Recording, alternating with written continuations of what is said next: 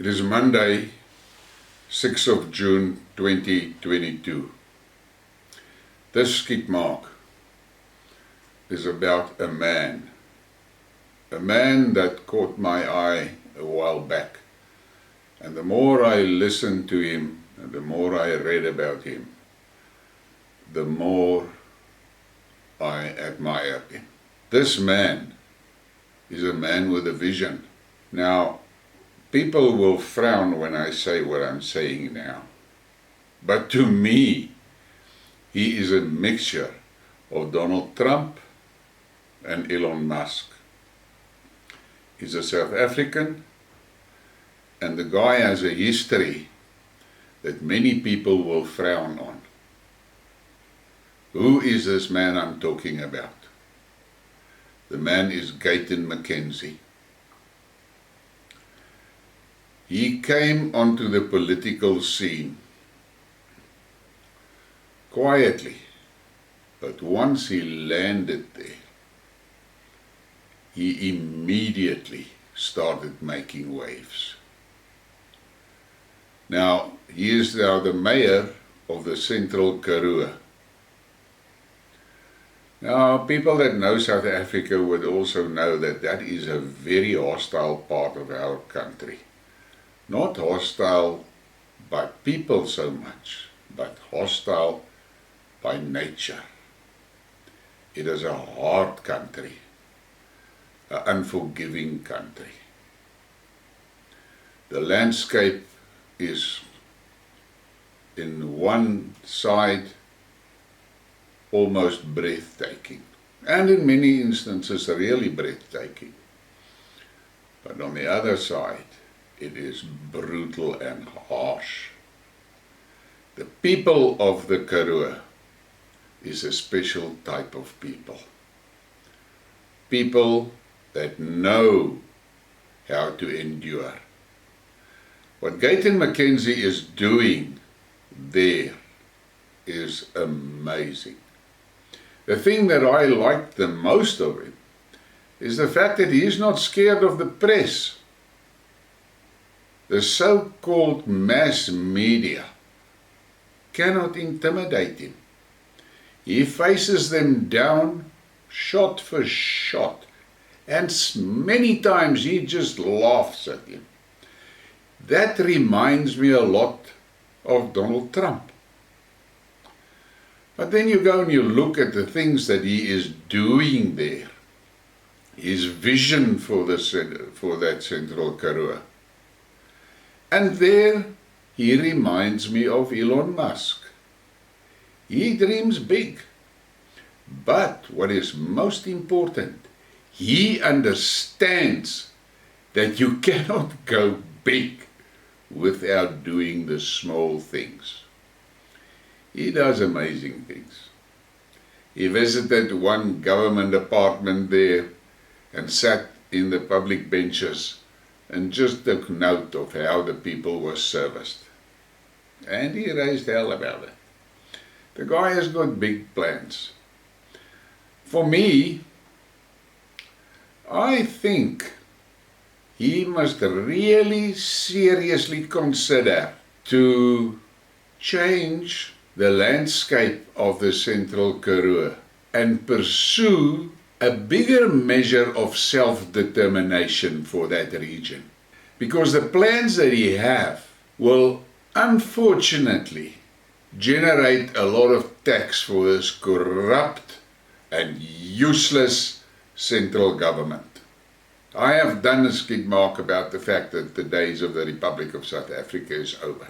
And regional self-determination is the key, because the people involved there can immediately see and feel the difference that changes makes. And they can pursue the things that benefit them and not follow some stupid national regime that is absolutely hilarious for their region. I see he wants to cut down on red tape for new businesses in the Central Karoo.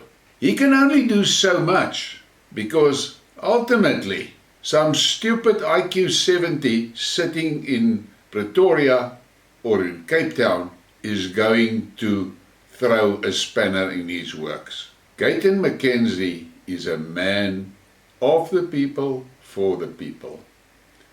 And those are the leaders.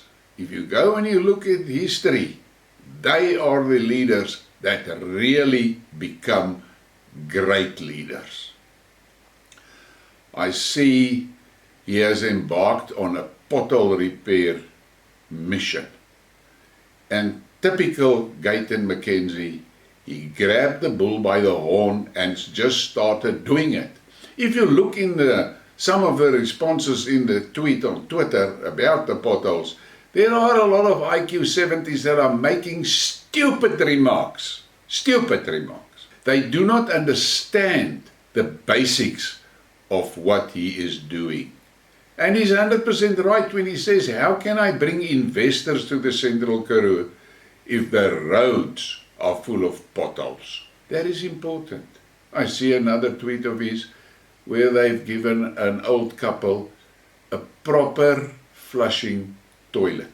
To many of us, a toilet is a natural thing. We just expect it to be there. But to those people, that makes a huge difference to their daily lives. That is the things at work. I see the story about the bread.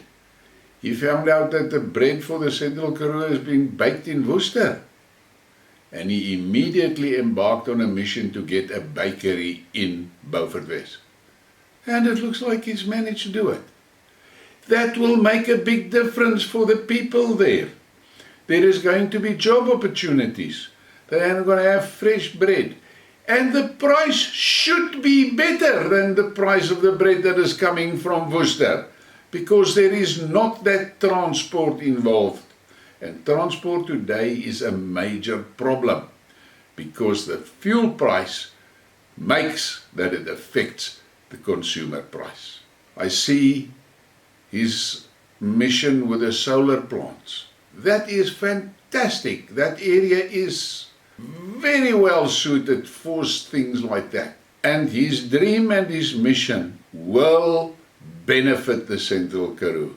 Once again, that he must pursue some self-determination for that region, so that all the fruits of that region is harvested in that region and not harvested by a central operator sitting somewhere in an office block, which will just waste that money and they will get very little of it. I see he made a statement that he wants to create a Dubai type of thing in the Central Karoo.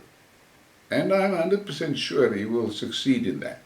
The Central Karoo is ideally situated for people that are in consumer manufacturing, because it's very central for the country. So I have a gut feeling that Gayton MacKenzie is going to stir the pot and stir it big time. What he will have to watch out for is character assassination by the media. But what I've seen, the things that I've seen and heard from him, he doesn't take nonsense from the media. He actually laughs at them.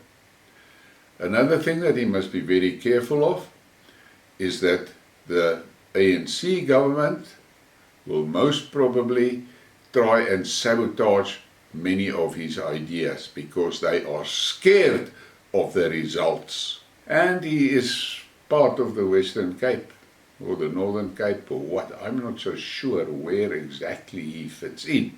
But he must watch out that the regional, provincial system does not reap the benefits of all his hard work, with very little coming back to the people of the Central Karoo.